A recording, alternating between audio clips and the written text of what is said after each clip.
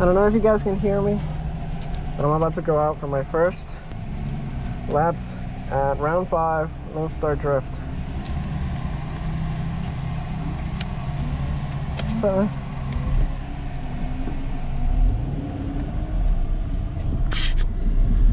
oh man, fingers crossed everything goes well. I disabled ABS by taking out the fuse, and I did the pedal dance. So hopefully that's good enough for me to get sideways a little bit and have some control.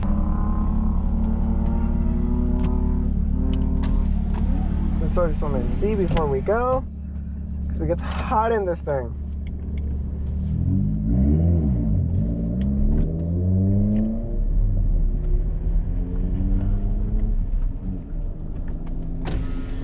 I need to have windows down, right?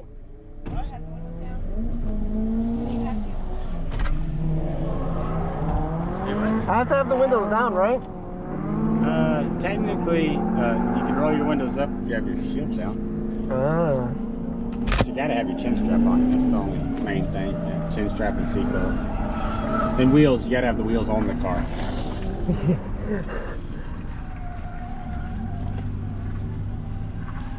We're pretty relaxed on the rules.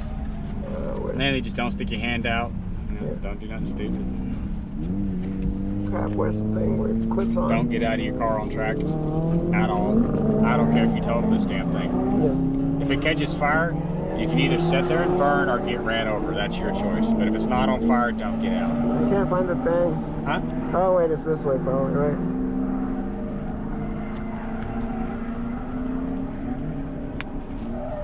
Got it? Okay, go ahead.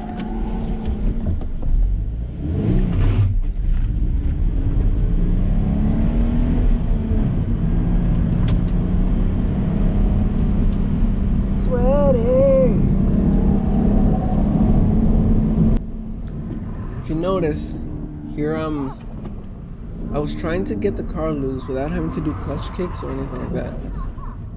And for some reason I kept being too close to the cones instead of going wider. For how wide the track was, it's like my brain just said, no, stick to the cones. Like if I was doing grip racing or something.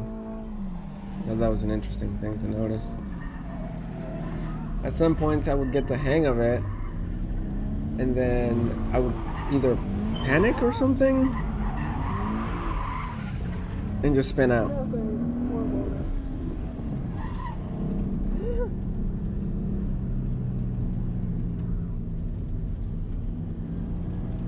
You would try a little bit harder of a flick and I lose the car.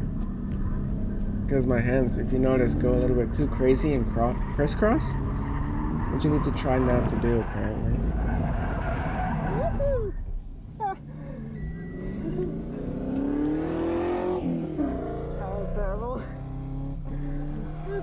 I can definitely tell, could tell that nerves were getting to me when I was doing this, because it's like when I'm on the street and let's say I've been doing like a U-turn or something, I just flip the car and then it slides and I know what to do. My hands don't go all over the place like they do here.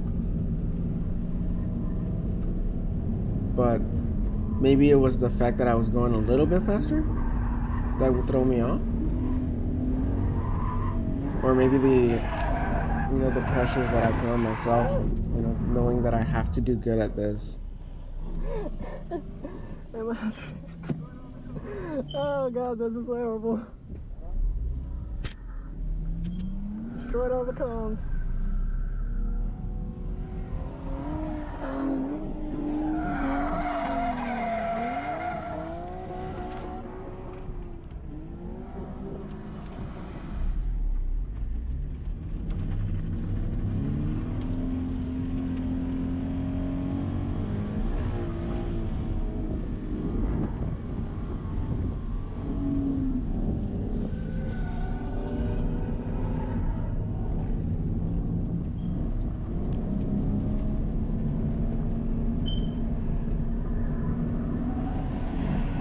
again, there I did a slightly good move, but I was already on the cones and I tried to correct so I could get away from the cones, and it made me spin out. And at this point the car doesn't want to start because of all the fluids, you know, being moved around, especially gas. I managed to turn it on when I just give it some, you know, some gas.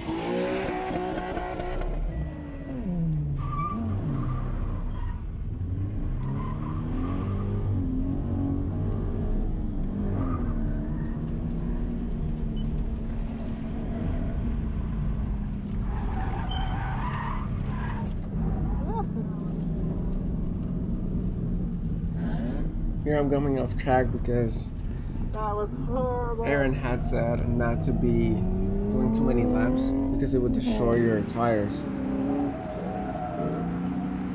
As you can see, this is the outside footage of the runs that we just saw. As filmed by my wife. We need to definitely get a better lens for the camera so that she can zoom in a lot better. You see, I just look like a tiny dot.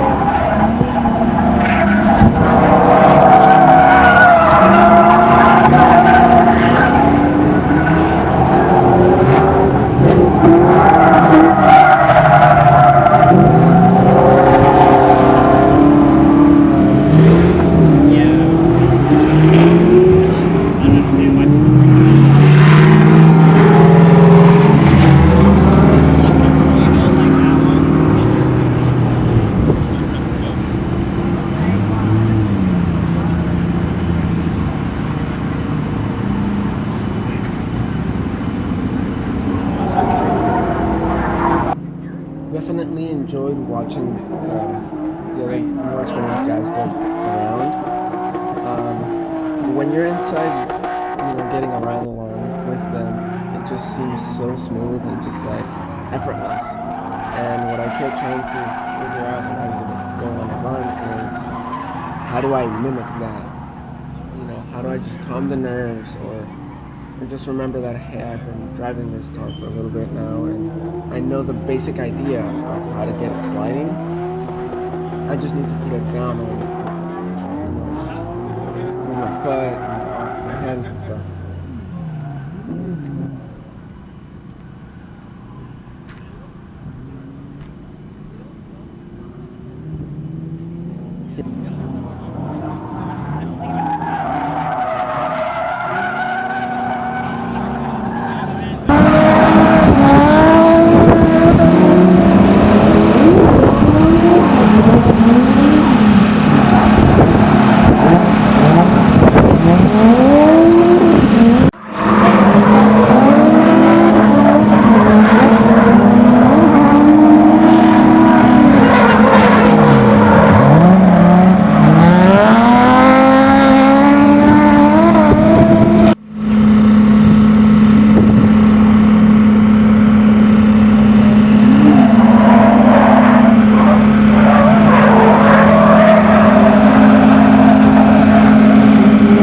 Seeing all the spins like in a row, and it's like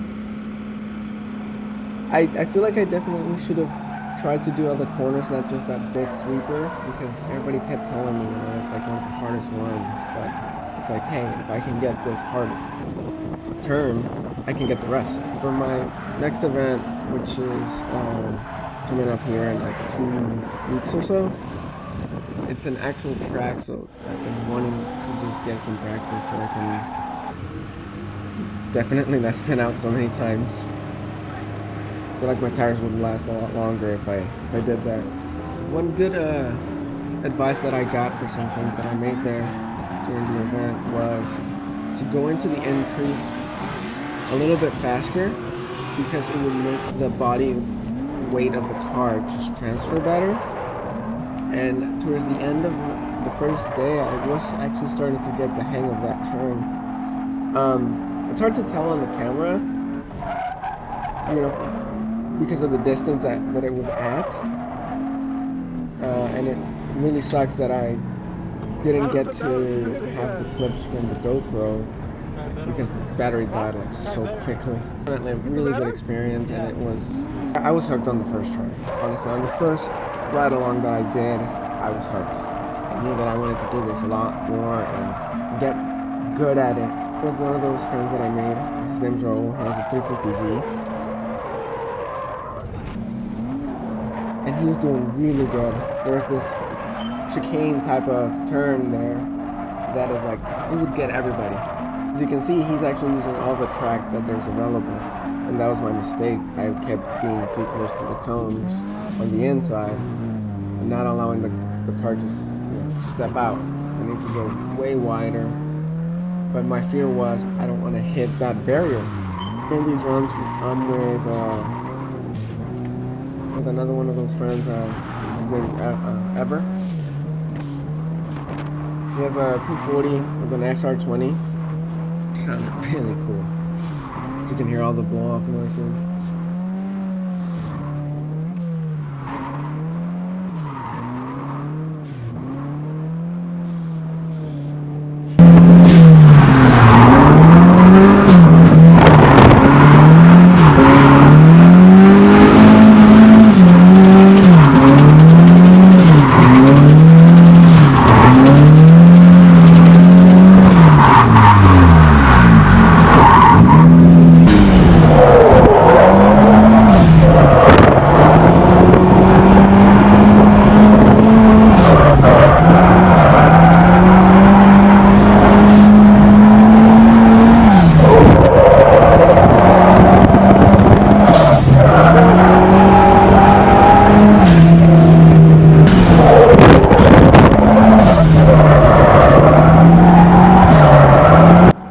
See all the hype and all the why the people always want to be driving 240s for drifting.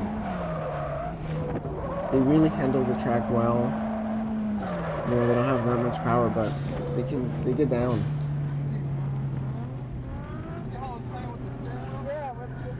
From this experience, I learned a lot of things.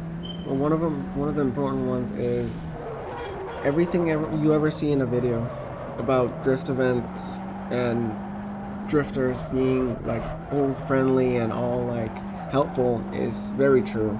I didn't meet any one person that was either rude or just kept to themselves. Everybody was just like wanting to help, give a helping hand, and everybody was very nice about letting you get on ride along and all that stuff, and that was really awesome. I can't wait for my next event.